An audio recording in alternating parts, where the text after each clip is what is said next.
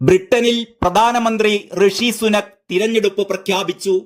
Parliament പിരിച്ചുവിടാൻ രാജാവിന്റെ അനുമതി ലഭിച്ചതോടെ ജൂലൈ 4-ന് തിരഞ്ഞെടുപ്പ് നടക്കുകയാണ്.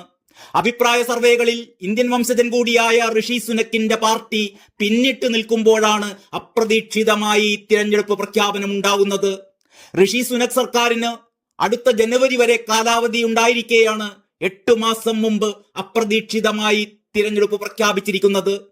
ഇന്ത്യൻ വംശജനായ ഋഷി സുനക് 2022 ഒക്ടോബറിലാണ് പ്രധാനമന്ത്രി സ്ഥാനത്തേക്ക് എത്തപ്പെട്ടത്.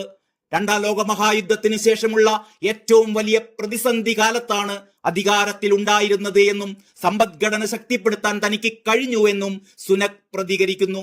ഭരണകാലത്തെ നേട്ടങ്ങൾ എണ്ണിപ്പറഞ്ഞ സുനക് കോവിഡ് കാലത്ത് വ്യവസായങ്ങളെ അതിജീവിക്കാൻ സഹായിച്ച ഫർലോ സ്കീമിനെ കുറിച്ച് എടുത്തു പറയുന്നു.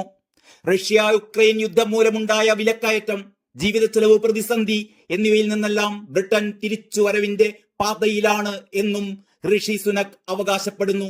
രാജ്യത്തിന്റെ സമ്പദ് വ്യവസ്ഥ ശരിയായ പാതയിലാണെന്നും തന്റെ പാർട്ടിക്ക് മാത്രമേ സ്ഥിരതയോടെ മുന്നോട്ട് പോകാൻ സാധിക്കൂ എന്നുമാണ് സുനകിന്റെ അവകാശവാദം. ഒക്ടോബർ നവംബർ മാസങ്ങളിലായിരുന്നു സുനക് തിരഞ്ഞെടുപ്പ് പ്രഖ്യാപിക്കുമെന്ന് പ്രതീക്ഷിച്ചിരുന്നത്. എന്നാൽ ഈ കാലയളവിൽ തന്റെ പാർട്ടിക്ക് ജനങ്ങൾക്കിടയിലുള്ള സ്വാധീനത്തിൽ കാര്യമായ വ്യത്യാസമുണ്ടാവാൻ സാധിക്കില്ലെന്ന് കരുതിയാകാം പ്രഖ്യാപനമെന്നാണ് വിലയിരുത്തൽ. കെയ്ൻ സ്റ്റാർമൽ നേതൃത്വം നൽകുന്ന ലേബർ പാർട്ടിക്ക് മുകളിൽ മുന്നേറ്റം നടത്താൻ ഇത് സാധിക്കുമെന്നും സുനക് പ്രതീക്ഷിക്കുന്നു. മെയ് 30-ന് ശേഷം നിലവിലെ പാർലമെന്റ് ഔപചാരികമായി പിരിയും. MP-മാർ സ്ഥാനാർത്ഥികളായി മാറും. പുതിയ ഭരണപക്ഷം അധികാരത്തിലെത്തും വരെ മന്ത്രിമാർ ചുമതലയിൽ തുടരുകയും ചെയ്യും. അതേസമയം അഭിപ്രായ സർവേകളിൽ പ്രതിപക്ഷമായ ലേബർ പാർട്ടിക്ക് നിലവിൽ വ്യക്തമായ മേൽക്കൈയുണ്ട്. സർക്കാരിന്റെ തിരഞ്ഞെടുപ്പ് പ്രഖ്യാപനം ലേബർ പാർട്ടി നേതാവ് സ്റ്റാർമർ സ്വാഗതം ചെയ്തു. മാറ്റം ഉറപ്പാണ് എന്നും സ്റ്റാർമർ പ്രതികരിച്ചു. ലേബർ പാർട്ടിക്ക് അനായാസ ജയം നേടാനാകുമെന്ന് വിദഗ്ധരും വിലയിരുത്തുന്നു. എന്നാൽ തിരഞ്ഞെടുപ്പ് പ്രചാരണം കൊണ്ട് അഭിപ്രായ സർവേകൾ തെറ്റാണെന്ന് തെളിയിച്ച ചരിത്രവും ബ്രിട്ടനുണ്ട്. 2017-ൽ അഭിപ്രായ സർവേകളിൽ മുൻതൂക്കമുണ്ടായിട്ടും കൺസർവേറ്റീവ് പാർട്ടി പ്രധാനമന്ത്രി തെരേസ മേയ്ക്ക് ഭൂരിപക്ഷം നഷ്ടപ്പെട്ടിരുന്നു. തുടർന്ന് നോർത്തേൺ അയർലൻഡിന്റെ ഡെമോക്രാറ്റിക് യൂണിയനിസ്റ്റ് പാർട്ടിയുമായി സഖ്യം ചേർന്നായിരുന്നു അവർ അധികാരത്തിലെത്തിയത്. രാജ്യത്തിന്റെ സമ്പദ് വ്യവസ്ഥ സുസ്ഥിരമാക്കുന്ന വാഗ്ദാനമാണ് ഇരുപക്ഷവും ഉയർത്തുന്നത്.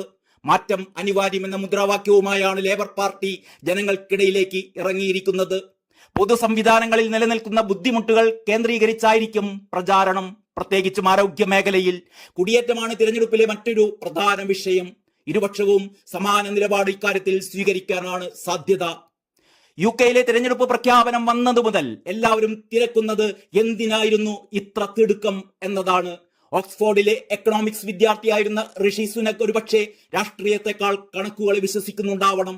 പ്രായോഗിക രാഷ്ട്രീയമാണോ അതോ കണക്കിലെ കളിയാണോ വിജയിക്കുക എന്നതിന് ജൂലൈ 4 ഉത്തരം നൽകും.